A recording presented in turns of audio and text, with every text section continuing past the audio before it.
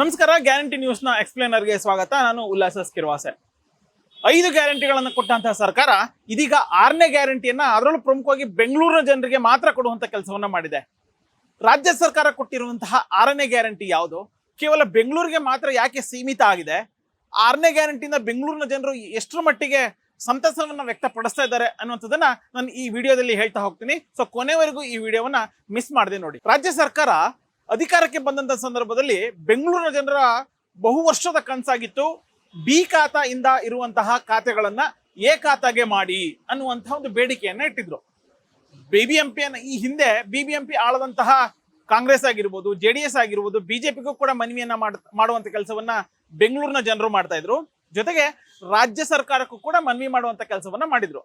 ಹಿಂದೆ ಆಡಳಿತವನ್ನು ನಡೆಸಿದಂತಹ ಅದೆಷ್ಟೋ ಸರ್ಕಾರಗಳು ಬಿ ಖಾತೆಯಿಂದ ಎ ಖಾತೆಗೆ ಮಾಡುವಂತಹ ಒಂದು ಪ್ರಕ್ರಿಯೆಗೆ ಚಾಲನೆಯನ್ನ ಕೊಡುವಂತ ಕೆಲಸವನ್ನ ಮಾಡಿರಲಿಲ್ಲ. ಇದೀಗ ಗ್ಯಾರಂಟಿಗಳ ಮೂಲಕ ಅಧಿಕಾರಕ್ಕೆ ಬಂದಿರುವಂತಹ ಕಾಂಗ್ರೆಸ್ ಸರ್ಕಾರ ಗ್ಯಾರಂಟಿ ಅಂದ್ರೆ 6ನೇ ಗ್ಯಾರಂಟಿಯಾಗಿ ಬಿ ಖಾತಾ ಇರುವಂತಹ ಎಲ್ಲಾ ಖಾತೆಗಳನ್ನ ಎ ಖಾತೆಗೆ ಮಾಡಬೇಕು ಅನ್ನುವಂತಹ ಒಂದು ತೀರ್ಮಾನಕ್ಕೆ ಬಂದಿದೆ. ಅದಕ್ಕೆ ಕುರಿತಂತೆ ಅಧಿಕೃತವಾಗಿ ಚಾಲನೆಯನ್ನ ಕೊಡುವಂತ ಕೆಲಸವನ್ನು ಕೂಡ ರಾಜ್ಯ ಸರ್ಕಾರ ಮಾಡಿದೆ.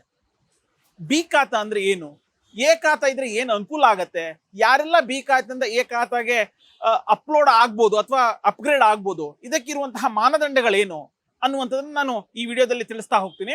ಮೊದಲನೇದಾಗಿ 2 ರೀತಿಯಾದಂತಹ ಖಾತೆಗಳನ್ನ ನಾವು ನೋಡ್ತಾ ಹೋಗ್ತೀವಿ, ಎ ಖಾತಾ ಮತ್ತೆ ಬಿ ಖಾತಾ. ಎ ಖಾತಾ ಅಂತಂದ್ರೆ ಅಧಿಕೃತವಾಗಿ ಮಾನ್ಯತೆ ಪಡೆದು ಕಟ್ಟಿರುವಂತಹ ಕಟ್ಟಡಗಳು ಅಥವಾ ನಿವೇಶನಗಳನ್ನ ನಾವು ಎ ಖಾತಾ ಅಂತ ಹೇಳಿ ಕರಿತೀವಿ.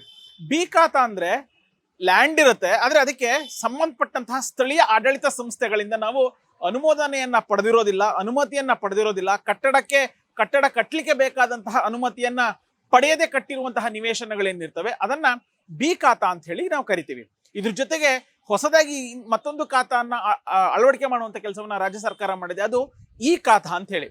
ಈ ಖಾತಾ ಏನು ಅಂತಂದ್ರೆ, ನಾವು ಯಾವುದೇ ಜಾಗ ಎ ಖಾತಾ ಇರಲಿ ಅಥವಾ ಬಿ ಖಾತಾ ಇರಲಿ, ಯಾವುದೇ ಖಾತಾದಲ್ಲಿ ಇದ್ದಂತಹ ಕಟ್ಟಡದ ದಾಖಲೆಗಳನ್ನ ಆನ್ಲೈನ್ ಅಂದ್ರೆ ಡಿಜಿಟಲ್ ಮೂಲಕ ಅಪ್ಲೋಡ್ ಮಾಡುವಂತ ಕೆಲಸವನ್ನ ಈ ಖಾತಾ ಅಂತ ಹೇಳಿ ರಾಜ್ಯ ಸರ್ಕಾರ ಮಾಡಿರುವಂಥದ್ದು. ಈಗ ಬಿ ಖಾತಾ ಮತ್ತೆ ಎ ಖಾತಾ ವಿಚಾರಕ್ಕೆ ನಾವು ಬರ್ತಾ ಹೋಗೋಣ. ಜಿಬಿಎ ವ್ಯಾಪ್ತಿಯಲ್ಲಿ ಈ ಹಿಂದೆ ಬಿಬಿಎಂಪಿ ಆಗಿತ್ತು, ಈಗ ಅದು 5 ಕಾರ್ಪೊರೇಷನ್ ಮಾಡಿ ಅದರ ಆಡಳಿತವನ್ನ ಜಿಬಿಎ ವ್ಯಾಪ್ತಿಗೆ ಕೊಟ್ಟಿದ್ದಾರೆ. ಸೊ ಜಿಬಿಎ ವ್ಯಾಪ್ತಿಯಲ್ಲಿ ಸುಮಾರು 32ರಿಂದ 35 ಲಕ್ಷ ನಿವೇಶನಗಳಿದಾವೆ. ಇದರಲ್ಲಿ 10ರಿಂದ 12 ಲಕ್ಷ ನಿವೇಶನಗಳು ಎ ಖಾತಾ ಇದ್ರೆ, ಉಳಿದಂತಹ ಸುಮಾರು 20ರಿಂದ 22 ಲಕ್ಷ ನಿವೇಶನಗಳೇನಿದಾವೆ ಅವು ಬಿ ಖಾತಾ ಆಗಿರ್ಬೋದು ಅಥವಾ ಸಿ ಖಾತಾ, ಡಿ ಖಾತಾದಲ್ಲಿ ಇರುವಂತದ್ದು. ಅಂದ್ರೆ ಎ ಖಾತಾವನ್ನು ಹೊರತುಪಡಿಸಿ ಉಳಿದಂತಹ ಬಿ ಸಿ ಡಿ ಖಾತೆಗಳೇನಿದಾವಲ್ಲ, ಇದಕ್ಕೂ ಈ ನಿವೇಶನ ಈ ಒಂದು ಖಾತೆಗಳನ್ನ ಹೊಂದಿರುವಂತಹ ಕಟ್ಟಡ ಮಾಲೀಕರು ತಮ್ಮ ನಿವೇಶನಗಳನ್ನ ಬೇರೆಯವರಿಗೆ ಮಾರಾಟ ಮಾಡ್ಲಿಕ್ಕೆ ಆಗೋದಿಲ್ಲ, ಆ ಒಂದು ನಿವೇಶನದ ಆಧಾರದ ಮೇಲೆ ಸಾಲವನ್ನ ಪಡಿಲಿಕ್ಕೆ ಸಾಧ್ಯ ಆಗೋದಿಲ್ಲ, ಮತ್ತೊಬ್ಬರಿಗೆ ಪರಭಾರೆಯನ್ನ ಮಾಡ್ಲಿಕ್ಕೂ ಕೂಡ ಸಾಧ್ಯ ಆಗ್ತಾ ಇರ್ಲಿಲ್ಲ. ಈ ಒಂದು ಸಮಸ್ಯೆಯನ್ನ ಆಧರಿಸಿ ಈ ರೀತಿಯಾದಂತ ಅಂದ್ರೆ ಬಿ ಮತ್ತೆ ಸಿ ಖಾತಾವನ್ನ ಅಂದ್ರೆ ಬಿ ಖಾತಾವನ್ನು ಹೊಂದಿರುವಂತಹ ನಿವೇಶನದಾರರು ಸರ್ಕಾರಕ್ಕೆ ಮನವಿಯನ್ನ ಮಾಡುವಂತ ಕೆಲಸವನ್ನ ಮಾಡ್ತಾ ಇದ್ರು.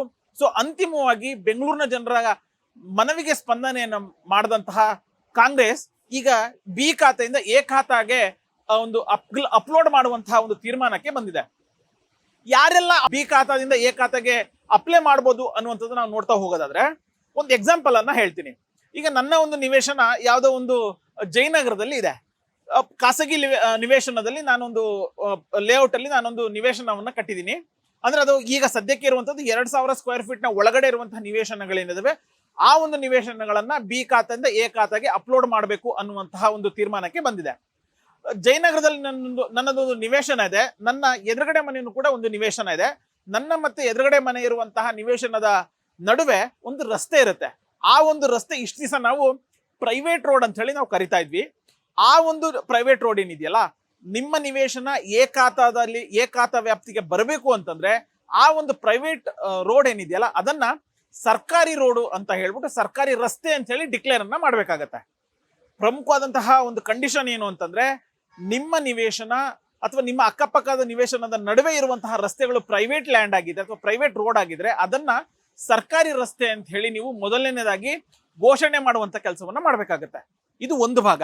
ಮತ್ತೊಂದು ಭಾಗ ಏನು ಅಂತಂದ್ರೆ, ನೀವು ಬಿ ಖಾತಾದಲ್ಲಿ ನಿಮ್ಮ ದಾಖಲೆಗಳಿದಾವಲ್ಲ ಅವೆಲ್ಲವೂ ಕೂಡ ಆಧಾರ್ ಕಾರ್ಡ್ ಆಗಿರ್ಬೋದು, ಕಟ್ಟಡ ಮಾಲೀಕರ ಆಧಾರ್ ಕಾರ್ಡ್ ಆಗಿರ್ಬೋದು, ಬೇಕಾದಂತಹ ಕಟ್ಟಡದ ದಾಖಲೆಗಳು ಇವೆಲ್ಲವನ್ನು ಕೂಡ ಆನ್ಲೈನ್ ಅಲ್ಲಿ ಈಗ ಸದ್ಯಕ್ಕೆ GBA ವ್ಯಾಪ್ತಿಯಲ್ಲಿ ಒಂದು ವೆಬ್ಸೈಟ್ ಅನ್ನ ಬಿಟ್ಟಿದ್ದಾರೆ. ಆ ವೆಬ್ಸೈಟ್ ನಲ್ಲಿ ಎಲ್ಲರೂ ಕೂಡ ಅಪ್ಲೋಡ್ ಮಾಡುವಂತ ಕೆಲಸವನ್ನ ಮಾಡಬೇಕಾಗುತ್ತೆ.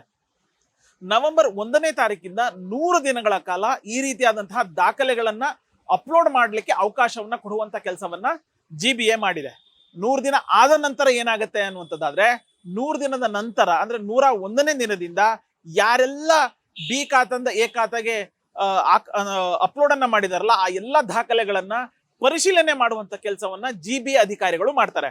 ಅಂದ್ರೆ ಒಬ್ಬ ಕಟ್ಟಡ ಮಾಲೀಕ ಸಲ್ಲಿಕೆ ಮಾಡಿರುವಂತಹ ಆಸ್ತಿ ದಾಖಲೆಗಳಿರ್ಬೋದು, ಕಟ್ಟಡದ ದಾಖಲೆಗಳಿರ್ಬೋದು, ಆಧಾರ್ ಕಾರ್ಡ್ ಆಗಿರ್ಬೋದು, ಅಥವಾ ಈ ಹಿಂದೆ ಕಟ್ಟಿರುವಂತಹ ಟ್ಯಾಕ್ಸ್ ಇರ್ಬೋದು, ಇವೆಲ್ಲವನ್ನ ಮಾನಿಟರ್ ಮಾಡುವಂತ ಕೆಲಸವನ್ನ ಮಾಡ್ತಾರೆ. ಇವೆಲ್ಲವೂ ಏನ್ ಅಪ್ಲೋಡ್ ಅನ್ನ ಮಾಡಿರುವಂತಹ ದಾಖಲೆಗಳು ಸಮರ್ಪಕವಾಗಿದ್ದಾವೆ, ಸೂಕ್ತವಾಗಿದ್ದಾವೆ ಅನ್ನುವಂಥದ್ದು ಮನವರಿಕೆ ಆದ ನಂತರ ಬಿ ಖಾತೆಯಿಂದ ಎ ಖಾತೆಗೆ ಅಪ್ಲೋಡ್ ಮಾಡುವಂತಹ ಕೆಲಸ, ಅಂದ್ರೆ ಬಿ ಖಾತೆಗೆ ವರ್ಗಾವಣೆ ಮಾಡುವಂತ ಕೆಲಸವನ್ನ GBA ಅಧಿಕಾರಿಗಳು ಮಾಡ್ತಾರೆ. ಇದಕ್ಕೆ ಕೇವಲ 500 ರೂಪಾಯಿಯನ್ನ ಕಟ್ಟು ರಿಜಿಸ್ಟರ್ನ ಮಾಡ್ಕೋಬಹುದು. ಯಾವುದೇ ಒಂದೇ ಒಂದು ಕಾರಣಕ್ಕೂ 1 ರೂಪಾಯಿನೂ ಕೂಡ ಲಂಚವನ್ನ ಕೊಡಬಾರದು ಅನ್ನುವಂತಹ ಒಂದು ಮಾತನ್ನ, ಒಂದು ಸಲಹೆಯನ್ನ DCM DK ಶಿವಕುಮಾರ್ ಹೇಳಿದ್ದಾರೆ. ಅಂದ್ರೆ ಈಗ 100 ದಿನ ಆದ್ಮೇಲೆ ಅಪ್ಲೋಡ್ ಆದಂತಹ ದಾಖಲೆಗಳನ್ನ ಪರಿಶೀಲನೆಯನ್ನ ಮಾಡ್ತಾರೆ. ಅದಾದ ನಂತರ ಬಿ ಖಾತೆಯಿಂದ ಎ ಖಾತೆಗೆ ನಿಮ್ಮ ಆಸ್ತಿ ಅಪ್ಗ್ರೇಡ್ ಆಗುತ್ತೆ. ಅಪ್ಗ್ರೇಡ್ ಆದ ನಂತರ ಏನಾಗುತ್ತೆ ಅನ್ನುವಂಥದ್ದಾದ್ರೆ, ಇಷ್ಟು ದಿವಸ ಸಾಲವನ್ನ ಪಡಿಲಿಕ್ಕೆ ಆಗ್ತಾ ಇರ್ಲಿಲ್ಲ, ಬೇರೆಯವರಿಗೆ ಮಾರಾಟ ಮಾಡ್ಲಿಕ್ಕೆ ಆಗ್ತಾ ಇರ್ಲಿಲ್ಲ. ಈ ಎಲ್ಲ ಸಮಸ್ಯೆಗಳಿಗೆ ಎ ಖಾತೆ ಆದ್ಮೇಲೆ ಮುಕ್ತಿ ಸಿಗುತ್ತೆ. ಎ ಖಾತೆ ಆದ ನಂತರ ನಮಗೆ ಬೇಕಾದಂತ ನಮ್ಮ ಆಸ್ತಿಯನ್ನ ಬೇರೆಯವರಿಗೆ ಮಾರಾಟವನ್ನ ಮಾಡ್ಬೋದಾಗತ್ತೆ, ಬೇರೆಯವರಿಗೆ ಲೀಸ್ಗೆ ಕೊಡೋದಾಗುತ್ತೆ, ಅಥವಾ ಸಾಲವನ್ನ ಪಡಿಲಿಕ್ಕೆ ಇವೆಲ್ಲ ಅವಕಾಶಗಳು ಎ ಖಾತೆದಿಂದ ಆಗುತ್ತೆ. ಅಂದ್ರೆ ಈಗ ಬಿ ಖಾತೆಯಿಂದ ಎ ಖಾತೆ ಮಾಡೋದಕ್ಕೆ ಮಾಡುವಂತ ಸಂದರ್ಭದಲ್ಲಿ ಕೇವಲ 500 ರೂಪಾಯಿನ ಕೊಟ್ಟು ರಿಜಿಸ್ಟರ್ ಮಾಡ್ಕೋಬಹುದು ಅಂತ ಹೇಳುತ್ತೆ. ಆದ್ರೆ GBAಗೆ ಮತ್ತೆ ರಾಜ್ಯ ಸರ್ಕಾರಕ್ಕೆ ಯಾವ ರೀತಿಯಾದಂತಹ ಇದು ಆದಾಯ ಅಥವಾ ಅನುಕೂಲ ಆಗತ್ತೆ ಅನ್ನುವಂಥದ್ದು ನಾವು ನೋಡ್ತಾ ಹೋಗೋದಾದ್ರೆ, ಈ ಒಂದು ಪ್ರಕ್ರಿಯೆಯಿಂದಾಗಿ ಸುಮಾರು 20 ರಿಂದ 22 ಲಕ್ಷ ನಿವೇಶನಗಳಿದಾವಲ್ಲ, ಅಂದ್ರೆ ಬಿ ಖಾತೆದಲ್ಲಿರುವಂತಹ ನಿವೇಶನಗಳು ಇವೆಲ್ಲವೂ ಕೂಡ ಎ ಖಾತೆಗೆ ವರ್ಗಾವಣೆ ಆಗ್ತಾರೆ. ವರ್ಗಾವಣೆ ಆಗೋದ್ರಿಂದ ರಾಜ್ಯ ಸರ್ಕಾರಕ್ಕೆ ಸುಮಾರು 700 ರಿಂದ 800 ಕೋಟಿ ಆದಾಯ ಬರುವಂತ ನಿರೀಕ್ಷೆಗಳಿದಾವೆ. ಯಾವ ರೀತಿಯಾಗಿ ಆದಾಯ ಬರುತ್ತೆ ಅನ್ನುವಂಥದ್ದು ನಾವು ನೋಡ್ತಾ ಹೋಗೋದಾದ್ರೆ, ಈಗ ನನ್ನ ನಿವೇಶನ ನಾನು ಆಗ್ಲೇ ಹೇಳದಂತೆ ಜಯನಗರದಲ್ಲಿ ಇರುತ್ತೆ. ಜಯನಗರದಲ್ಲಿ 30-40 ಯಾವ್ದೋ ಒಂದು ಸೈಟ್ ಇತ್ತು ಅಂದ್ರೆ ಅಲ್ಲಿ ಲ್ಯಾಂಡ್ ಗೈಡೆನ್ಸ್ ವ್ಯಾಲ್ಯೂ ಎಷ್ಟಿದೆ ಅಂದ್ರೆ 10 ಲಕ್ಷ ಲ್ಯಾಂಡ್ ಗೈಡೆನ್ಸ್ ವ್ಯಾಲ್ಯೂ ಇದೆ ಅಂತಂದ್ರೆ ಅದಕ್ಕೆ 5% ಕಟ್ಬೇಕಾಗತ್ತೆ. ಅಂದ್ರೆ 10 ಲಕ್ಷಕ್ಕೆ ನಾವು 5% ಅಂತಂದ್ರೆ ಸುಮಾರು 50,000 ಆಗತ್ತೆ. 50,000 ಹಣವನ್ನ ನಾವು ದಂಡದ ರೂಪದಲ್ಲಿ ಕಟ್ಬೇಕಾಗತ್ತೆ. ಇದು ಒಂದು ಮಾರ್ಗ. ಮತ್ತೊಂದು ಏನು ಅಂತಂದ್ರೆ, ಇನ್ನಷ್ಟು ಸಣ್ಣ ಪುಟ್ಟ ಟ್ಯಾಕ್ಸ್ ಆಗಿರ್ಬೋದು ಅಥವಾ ಬೇರೆ ಬೇರೆ ರೀತಿಯಾದಂತಹ ತೆರಿಗೆಗಳ ಆ ಒಂದು ಪರ್ಸೆಂಟ್ ಇದೆಯಲ್ಲ, ಅದು 5% ಆಗತ್ತೆ. ಅಂದ್ರೆ 10 ಲಕ್ಷ ಮೌಲ್ಯದ ಒಂದು ಆಸ್ತಿಯಲ್ಲಿ ನಾವು ಬಿ ಖಾತೆಯಿಂದ ಎ ಖಾತೆಗೆ ನಾವು ನಿವೇಶನವನ್ನ ವರ್ಗಾವಣೆ ಮಾಡ್ತೀವಿ ಅಥವಾ ಅಪ್ಲೋಡ್ ಮಾಡ್ತೀವಿ ಅನ್ನುವಂಥದ್ದಾದ್ರೆ ಲ್ಯಾಂಡ್ ಗೈಡೆನ್ಸ್ ವ್ಯಾಲ್ಯೂ ಮೇಲೆ 5% ಮತ್ತೆ ಇತರ ಶುಲ್ಕ ಅಂತೇಳಿ 5%, ಅಂದ್ರೆ ಒಟ್ಟು 10% ಅನ್ನ ನಾವು ಕಟ್ಟಬೇಕಾಗತ್ತೆ. 10% ನಾವೇನು GBAಗೆ ಅಥವಾ ರಾಜ್ಯ ಸರ್ಕಾರಕ್ಕೆ ನಾವು ಕಟ್ತೀವಲ್ಲ, ಇದರಿಂದ ಬರುವಂತಹ ಆದಾಯ ಏನಿದೆ ಇದು ಸುಮಾರು 700 ರಿಂದ 800 ಕೋಟಿ ಅಂತ ಹೇಳ್ಬಿಟ್ಟು ಅಂದಾಜನ್ನ ಮಾಡಲಾಗಿದೆ. ಸೊ ಇದೀಗ ಬಿ ಖಾತೆಯಿಂದ ಎ ಖಾತೆಗೆ ಮಾಡುವಂತಹ ಪ್ರೋಸೆಸ್ ಎಲ್ಲವೂ ಕೂಡ ಚಾಲನೆ ಸಿಕ್ಕಿದೆ. ಆದ್ರೆ ಒಂದು ಪ್ರಶ್ನೆ ಅಥವಾ ಒಂದು ಆತಂಕ ಏನು ಅಂತಂದ್ರೆ, ಸ್ವತಃ DCM DK ಶಿವಕುಮಾರ್ ಹೇಳ್ತಾರೆ, ಇಲ್ಲ ನೀವು ಯಾವುದೇ ಕಾರಣಕ್ಕೂ 1 ರೂಪಾಯಿನ ಲಂಚವನ್ನ ಕೊಡಬಾರದು ಅಂತ ಹೇಳಿ. ಆದ್ರೆ ಒಂದಷ್ಟು ಅಧಿಕಾರಿಗಳು ಇದನ್ನೇ ಬಿ ಖಾತೆದಲ್ಲಿರುವಂತಹ ನಿವೇಶನಗಳನ್ನ ಎ ಖಾತೆಗೆ ನಾವು ನಿಮ್ಗೆ ಅಪ್ಲೋಡ್ ಮಾಡ್ಕೊಡ್ತೀವಿ, ದಾಖಲೆಗಳನ್ನ ಸಲ್ಲಿಸ್ತೀವಿ ಅಂತ ಹೇಳ್ಬಿಟ್ಟು ಹಣವನ್ನ ಲಂಚದ ರೂಪದಲ್ಲಿ ಪಡೆಯುವಂತ ಸಾಧ್ಯತೆಗಳು ಹೆಚ್ಚು ಇರುವಂತದ್ದು. ಯಾಕೆಂತಂದ್ರೆ ಈಗ ಬಿ ಖಾತೆದಲ್ಲಿರುವಂತಹ ನಿವೇಶನ ಅಲ್ಪ ಸ್ವಲ್ಪ ತಪ್ಪಾಗಿರುತ್ತೆ. ಆದ್ರೆ ಇದನ್ನ ಎನ್ಕ್ಯಾಶ್ ಮಾಡ್ಕೊಳ್ಳುವಂತಹ ಕೆಲಸವನ್ನ ಕೆಲ ಅಧಿಕಾರಿಗಳು ಮಾಡ್ತಾರೆ ಅನ್ನುವಂತಹ ಒಂದು ಆತಂಕ ಬೆಂಗಳೂರಿನ ಜನರಿಗೆ ಇರುವಂತದ್ದು. ಸೊ ಇದನ್ನ ಹೋಗಲಾಡಿಸುವಂತಹ ನಿಟ್ಟಿನಲ್ಲಿ ಯಾವ ರೀತಿಯಾದಂತಹ ಒಂದು ತೀರ್ಮಾನವನ್ನ, ಕ್ರಮವನ್ನ ರಾಜ್ಯ ಸರ್ಕಾರ ಕೈಗೊಳ್ಳುತ್ತೆ ಅನ್ನುವಂಥದ್ದನ್ನ ನಾವು ಕಾದ್ ನೋಡ್ಬೇಕಾಗತ್ತೆ.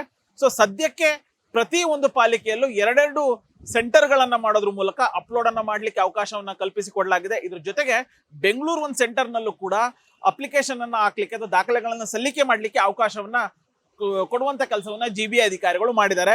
ಸೊ ಅಂದ್ರೆ ಮುಂದಿನ ವರ್ಷದಿಂದ 2026ರ ಫೆಬ್ರವರಿ ಮೊದಲ ದಿನದಿಂದ ಬಹುತೇಕ ಆದ್ರೆ ಸುಮಾರು 20 ರಿಂದ 22 ಲಕ್ಷ ನಿವೇಶನಗಳೇನು ಬಿ ಖಾತೆಯಲ್ಲಿದ್ದಾವೆ ಅವೆಲ್ಲವೂ ಕೂಡ ಎ ಖಾತೆಗೆ ವರ್ಗಾವಣೆ ಆಗ್ತವೆ. ಅದಾದ ನಂತರ ಇಷ್ಟು ವರ್ಷಗಳಿಂದ ಸಾಲ ಮಾಡ್ಲಿಕ್ಕಾಗಿರ್ಬೋದು ಅಥವಾ ಬೇರೆಯವರಿಗೆ ಮಾರಾಟ ಮಾಡ್ಲಿಕ್ಕೆ ಇದ್ದಂತಹ ಒಂದಷ್ಟು ಸಮಸ್ಯೆಗಳನ್ನ ನಿವಾರಣೆ ಮಾಡುವಂತ ಕೆಲಸವನ್ನ ರಾಜ್ಯ ಸರ್ಕಾರ ಮಾಡಿದೆ. ಸೊ ಸರ್ಕಾರ ಅಥವಾ GBAನ ಈ ಒಂದು ಕ್ರಮ ಬೆಂಗಳೂರಿನ ಜನರಿಗೆ ಒಂದು ರೀತಿ ದೀಪಾವಳಿಯ ಬಂಪರ್ ಗಿಫ್ಟ್ ಕೊಟ್ಟಿದೆ ಅಂತ ಹೇಳಿದ್ರು ಕೂಡ ತಪ್ಪಾಗೋದಿಲ್ಲ. ಗ್ಯಾರಂಟಿ ನ್ಯೂಸ್, ಸುದ್ದಿ ಖಚಿತ, ನ್ಯಾಯ ನಿಶ್ಚಿತ.